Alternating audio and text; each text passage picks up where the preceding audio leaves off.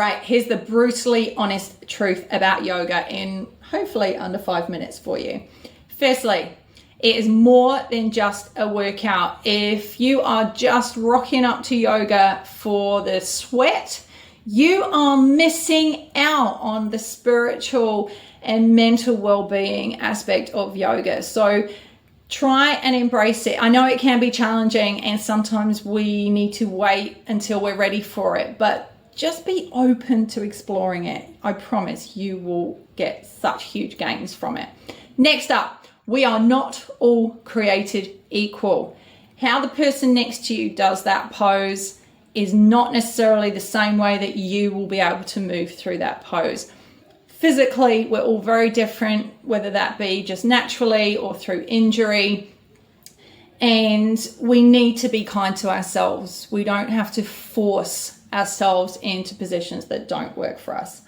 Next, you do not have to be flexible. I don't know how many times I've heard the words, I'm not flexible enough to come to yoga. You don't need to be flexible to come to yoga. Firstly, it's going to help with that. Secondly, that's again not what it's solely about. It's I suppose a byproduct, but not the sole focus. So get that out of your mind. Then also, you do not need to know any poses. You can come in a complete beginner. If you find the right instructor, they will guide you through the poses and the flows anyway. So again, take that out of the equation. It is not a competition, as my children used to say. As I said earlier, sometimes yoga can become this sort of competitive sport, and that really takes away from the energy with which yoga is intended. All that matters is what you are doing on your mat at that time. It doesn't matter what the person next to you is doing. There's no comparison, there's no competitiveness. If there is, you might need to do some inner work, and you'll enjoy it so much more if you can take comparison off the table. Next up, you will not connect with every instructor, studio, style of yoga. It is okay for you to flirt around with different instructors. You need to find someone who can take you through that journey in the way that you would like. So don't be afraid to try things out, test new studios out, and find someone who resonates with you, because again, that's where you're going to get a better experience for your yoga practice. 10 minutes is better than no minutes.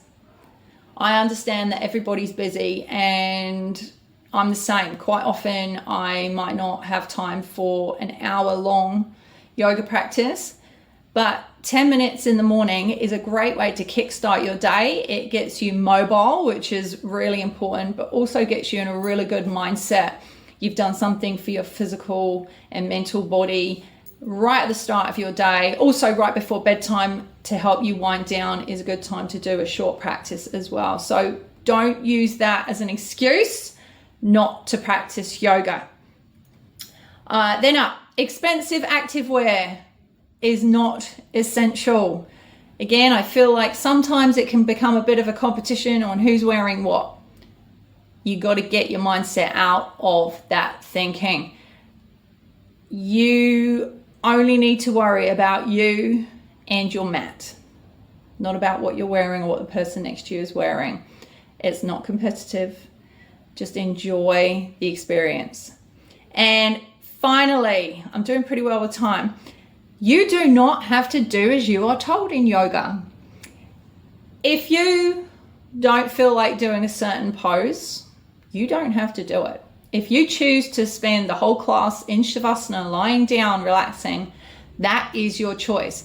Remember, just because you're in a class environment doesn't mean that you don't get any choice in your yoga practice. You have got to tune into your body and look after yourself. So maybe communicate that with your instructor at the start of the class if you feel like you're not going to be able to move through the class with them. But yeah, if an instructor makes you feel bad about it, then maybe you need to try a different instructor. So it's your practice. You can own it. Give yourself that permission. Well, I did it. It was 13 seconds over. Not too bad.